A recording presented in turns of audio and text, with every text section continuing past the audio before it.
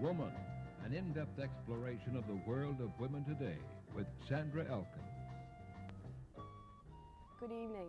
Welcome to Woman. Our topic this evening is men's liberation.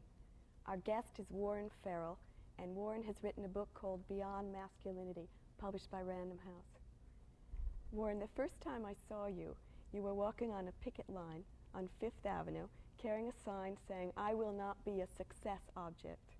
Now, I know what a sex object is, but what's a success object? I guess a success object is sort of what I've been all my life. And like I can remember when we used to get around in high school and start talking about men and women and going out with women, we used to say, "I went out with this chick last night," and whenever I overheard a women's conversation, they were saying things like, "I went out with this guy last night, and he's going to go to this type of school, or he's going to go to this type of college, or he's going to be a lawyer." And people now are saying, he's going to be a lawyer, so that while we were guilty of treating women as sex objects, in a sense they were guilty of treating us as success objects. And almost all through, even now, last year when I gave up my position at Rutgers to move down with my wife to Washington. Wait, let's clarify that. Oh, all right. Go ahead. You tell. All right. Last year, my wife got a White House Fellow, which was a process by itself, which maybe we'll get into later. But I moved down to Washington and left my job at Rutgers, which is where I was teaching, to join her down there for the year. And I found that it was very difficult for me not to be able to describe myself as a professor at Rutgers University, that I was so much into having to have a title and a function as a definition of myself. And I started, at one part of me was saying, well, what's wrong with that? And the other part of me was realizing that I was specializing in urban politics, which is what I was teaching there. And I really was having a much deeper interest personally in sex roles and women's liberation and men's liberation. And I wasn't free to get deeply involved in that area time-wise until I moved down with my wife, and she was sharing that breadwinning role. And that gave me a new look at myself. I could say I could take the whole year out to do writing, to do freelance writing, freelance thinking in a way, do TV and radio shows, finish off the writing of my book, finish off the writing of my dissertation. There were just so many things that I could do when I wasn't tied into having to sort of fulfill my expectations of becoming an assistant professor, an associate professor, a full professor type of thing. And I guess that's what I mean partially by being a success object. You make it sound easy. I can't imagine the decision to give up your job and go where your wife had to go. Was a simple process. I mean, well, it wasn't a simple process. And in fact, it sort of is complicated for much before the process of having to make the decision. Like, it was one thing to make the decision to give up the job once she had gotten the White House Fellow, but it was started about 8 or 9 months before that, it started about 3 years before that. 3 years ago, she brought home the White House Fellow's application and asked me to apply, because I was the political scientist. Oh, that's interesting. And it was only as she changed her own concept of herself, did she think of applying for herself, and did she think, the White House Fellow involves working as an assistant to one of the cabinet secretaries, or the president or the vice president. And it was only after she changed her self-concept that she ever thought that she would be capable of doing that. And but then there's about 4 or 5 stages to the competition of selection processes, and each stage you go through an interview.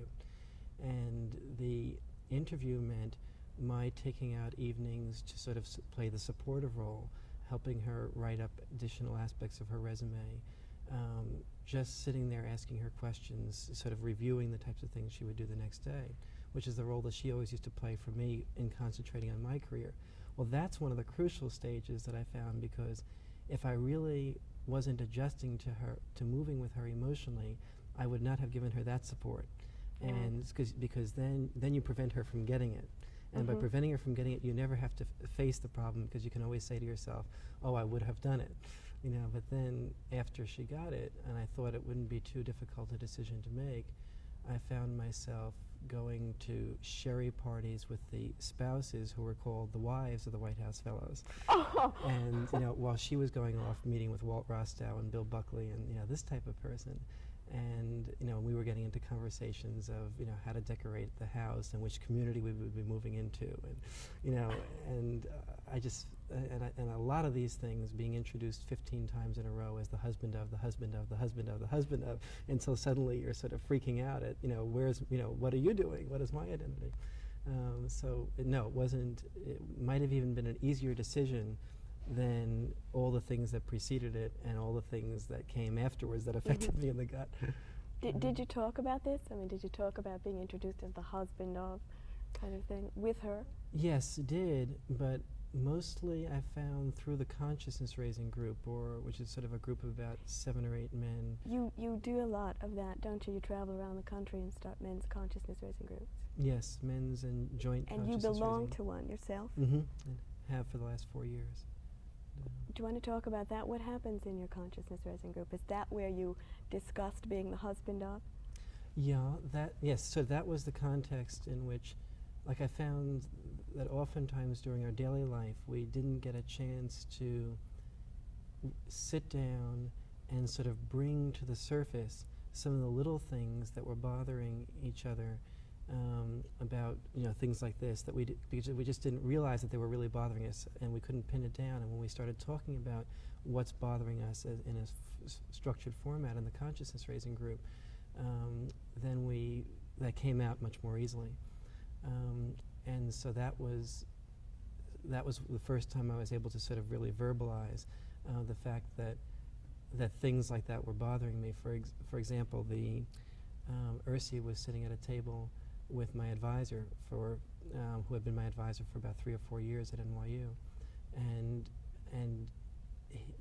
one of my expertise is American government, and he had just finished an American government textbook, and there was a chapter in the textbook that was on the presidency, and he said, "I'd really like you to review this chapter, Ursi." I looked to my wife, and here's a woman who's been a computer scientist for 7 years, while I've been doing the background in that. And so things like that were beginning to annoy me, and talking about those in the consciousness raising groups. Sometimes just by talking about them, you realize how silly it is to worry about them, and then you're not nearly as annoyed. And that was also, I think, one of the things that enabled me to see all the freedom that could come from the year, in terms of not having to worry about getting more deeply involved in urban politics if I really wanted to do something with sex roles. And the group was instrumental in sort of helping me look at different alternatives that I might.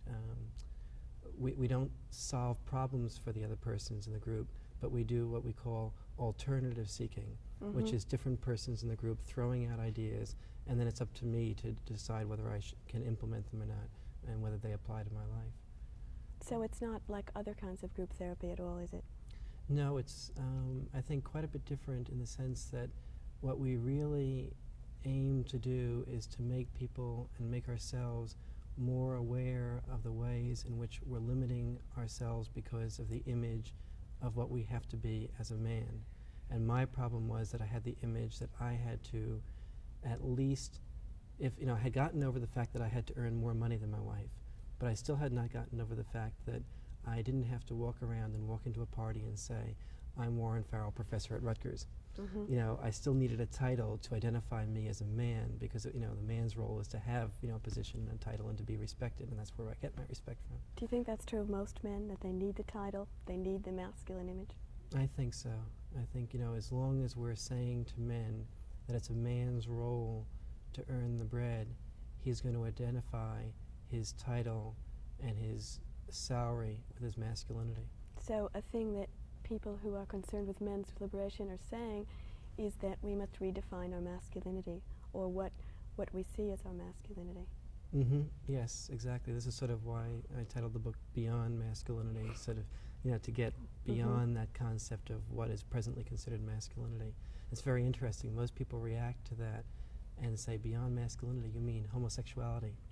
And that's the only thing that they can conceive of that could be beyond masculinity. And why don't you give us your private definition of what men's liberation means, and go into the masculinity thing a little bit. Okay, let's see. I think it means being free from having to specialize, being able to be vulnerable, admit weakness, and we can see a great deal of this in the whole political sphere, the difficulties involved with this. Being able to cry, to be emotional. I really think men are literally emotionally constipated. To be able to not only express independence, but also to be able to express dependence on people and institutions and other things. Being able to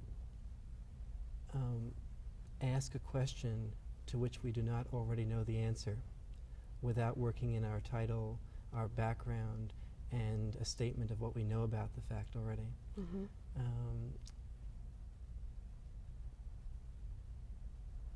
I think those are some of the things. It's just, it has a lot of other ramifications, but just within those few things alone. Do you think that the men's liberation movement would be in existence at this point if it weren't for the feminist movement? No. You don't? No. I think that's interesting. Do you feel that they're in any way in competition? I mean, I think that there may be a handful of persons who perceive them as being in competition, but I think that it's exactly the opposite is true, that they're in, I have received letters from so many women who have said something to the effect that I have 2 or 3 children, I haven't finished college yet, I started with the children when my husband was going to school, I've sort of lost my total identity, I've got to make a decision now between whether I'm going to give up my husband or I'm going to give up my identity. And because once she goes to consciousness raising groups and once she starts getting aware of her own self-concept, then she has to make, and if the man is not involved in also growing and liberating himself at the same time, and he doesn't see any of the freedoms that come from that, and that is one of the, if I had to name another thing that masculinity is all about, it's about getting over that, it's about learning to introspect and learning to listen and learning to respect women enough to be able to learn from women. And all 3 of those things are very difficult for men to do. And it's only when men are able to do those things that the man can start growing and getting involved and rethinking what his role is. And it's at that point that she doesn't have to make the choice between her own identity and the and woman's and staying with her husband, and therefore not having her children be without parents, and not having to worry about going out in the job market without an education and this type of thing. And a lot of women are dropping out of the movement who are weaker women or who have so many confines of poverty, of not being involved with a very unsupportive husband, because they have to make that choice. And I think that when that choice does not have to be made, that the women's liberation movement as well as the men's liberation movement will be much stronger. do you find that couples are successfully going through consciousness raising together, or do you think it has to be a separate thing? I'm sorry, I missed your question because I self-listened, which is something that men do. But I was self-listening about a very interesting thing, and that was... Well, then why don't you continue? No, it was just that I was sitting here amazed at the fact that whenever I have an interview I very seldom have an interview with a man who lets me go on for more than a few sentences to explain the question that he asked me. And it's very interesting that I can sit here and feel free to give the full explanation to something without feeling pressured to cut myself off. And so I self-listened in remarking at how you were not self-listening. Okay, I'll repeat the question. Okay. Do you think that it's possible for married couples to go through consciousness raising together in the same group, or do you think it's something that has to happen separately? I know you do some of that. Right. I think that there's a good, there's a real value to the separate women's and men's groups. The separate women's groups helping women get support for each other, the separate men's groups helping men also see support for each other, getting some of the prejudices out on the table that they would not do in front of women, talking about some of the topics in the cruder forms because we haven't thought it through nearly as much as women have at this stage in history. All these things I think are valuable for men to get together separately for. But what we've been finding is that after men get together for a couple of months, because there's no sort of background of men's liberation to work from, they don't really know what to talk about. And What do they talk about? well, they talk about things like what type of sexual relationships I have with a woman, and how I can make those sexual relationships more liberated. And in fact, we found after the third or fourth week that that was all we had talked about when we first started meeting, and realized that there was just something funny about that. And when we thought about it, we realized that our whole discussions of women were as sexual discussions. And they weren't about their careers, our careers. They weren't about specializing. They weren't about the human values that women brought into our lives. They weren't about any other dimensions of women but the sexual dimensions. So that while we were talking about that in a so-called liberated fashion, it was really unliberated, because that was our concept of what a woman was to us, and we were just changing that aspect of the concept. And it was So really what happened after you realized this? Did you then talk about housework? Well, back to the separate things for a minute. We realized that we were sometimes, we discovered it first by, men were talking about, I had this relationship with my wife who, and then they were building up this image of what the wife was like. And then we would meet the woman friend or the wife of the man that was talking and find that she didn't fulfill that image at all, and that he had built up this, what we call a straw woman. And we found often that the women's groups were doing the same thing about us, and that it was really valuable to get the two groups together after a period of time being separate, to bring these discussions into reality. And then a lot of times, like, the man would be saying, oh, I really have looked all over the world for a liberated woman, but I can't find one, because even when the woman drives, I asked the woman if she wanted to drive, and she doesn't want to drive, and this type of thing. And the woman says, well, I don't even have my keys to drive, and I've always got to ask you for it, so I just let you go ahead and drive. And there's just a lot of little things and very big things that get clarified when the groups are together. But then if the groups get exclusively together, then we find that then the male starts dominating the female again. All the role playing continues. The woman, instead of making a statement, sort of says, oh honey, do you think that? And sort of goes back to her soft listening, drawing, forcing him to be a problem solver approach. And it's only when she has a chance to go back to the other woman that the woman can say, I think that you may have been doing this, and that's something that you wanted to get out of. Can we help, can we work with you on getting out of that? Instead of the man saying, see, you're doing that all over again. And so that gives her a feeling of women and sisters being a help to her, as well as men always being her teacher. Are men threatened by their wives becoming feminists or becoming liberated, or whatever term you'd like to use? Do they then come to you and say, what do I do now? She's joined the feminist movement. How do I respond? Yes. The answer to the question has to be yes, men are threatened. On the other hand, I think there's so much, an incredibly great basis for men not only not being threatened, but being threatened by the unliberated woman, who I think is really very threatening to men, who is the man. What's an unliberated woman? Give us a definition so we can. A woman who wants the man to earn all the bread, who sees herself as the only person that can take care of the children, really, even though the husband might take him to the zoo on the weekends, who is afraid to step out into the world on her own, and therefore if there's a breach between she and her husband, is going to be very much likely just to cling on to him because he's the financial security. So in a sense, she's a prostitute and he's the person keeping the prostitute, and there's no way out for either one of them. And I think that there are many marriages that that find themselves growing apart for natural reasons, because the division of labor, the man working outside of the home, the woman working inside of the home, almost invariably leads to a division of interests. And then the woman says after a couple of years, I think there's something unfulfilled in my life. I better do something that will fulfill me. I better have a child.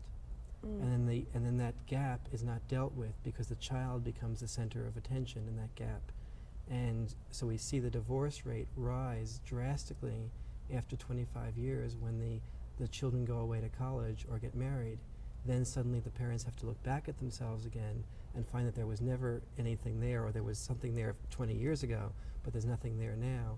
And despite all the social sanctions that are still on divorce, they end up getting divorced. And so that I think that the woman who's deeply involved in hanging on to a man because she has no alternative is basically taking 20 years out of a man's life because she needs the financial income that he's bringing in. And that's part of what I also mean by being a success object. So you think men are much more threatened by that kind of woman than a woman who's liberated? They should be more threatened by They that should type be, of but- woman. but If we are weren't, no, not now, because we just haven't even ever looked at women in that light. We've really been victims of our socialization, just like women have. And I think it's often been much more many men recognized what it was for a woman to be involved in women's liberation before the woman recognized it. And I think we're going to expect just the opposite, many women discovering what it's involved to be in men's liberation before men recognize it, because women can look at men's role in perspective. We've been taught to live that role our entire lives. Do other men put you down because of what you're doing? Not to my face. I guess, let's see, I think I can tell more through the suppressed smiles than when a man is looking at you and sort of, looks back like that and sort of, a smile breaks over his face when he finds out what you're doing. And I get some of that, but I get a tremendous amount more positive feedback than I ever expected. And I think part of that is because there's a lot of men who would like to be doing something. Most men are intelligent enough to have a lot of different ideas run through their life about what they would like to be doing, and they're hooked into a job, being producer or cameraman, what have you, and they would like to be maybe a producer instead of a cameraman, or like to just get into a different field, traveling, selling real estate, or teaching or something like that. And I think there's a certain amount of respect, I think, that has often come from the man that says, gee, I'd like to be breaking away and trying some other things as well. And I see what you're saying can lead to that. But there's a lot of difference between that intellectual recognition and then going through all the processes of interacting with a woman so that's possible for him. You think they question your masculinity? Their definition of masculinity? Yeah, I think there's occasionally that. Like I get sometimes men asking me questions like, did you ever play any sports when you were younger? And then when I said, when I say what sports I've played, they sort of go, oh, as if that was sort of one thing taken away. I used to find myself responding, oh yes, I almost got a scholarship for football, in college, and then I realized that that was my insecurity popping up and saying, yes, I have to, prove that I'm not, that I'm really masculine, and this type of thing.